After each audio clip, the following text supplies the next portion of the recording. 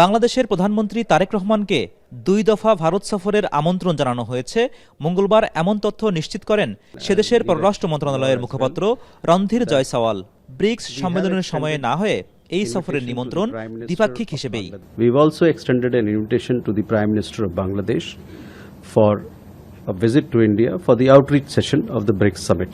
সেই আমন্ত্রণে সাড়া দেবে কিনা তা এখনও নিশ্চিত করেনি ঢাকা।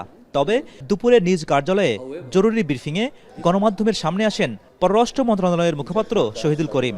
বলেন, সফর নিয়ে দুদেশের বার্তা চালাচালি চলছে। মুখপাত্র বলেন, সফরের আগে দিল্লিকে অনুকূল পরিবেশ তৈরিতে আহ্বান জানিয়েছে Dhaka.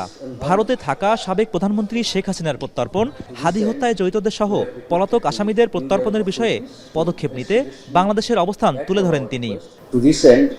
We have requested the Indian authorities to expeditiously act on our request to extradite Sheikh Hasina and other fugitive criminals, and to hand over Bangladesh the accused figures of Shahid Sharif Islam Hadi in compliance with our bilateral.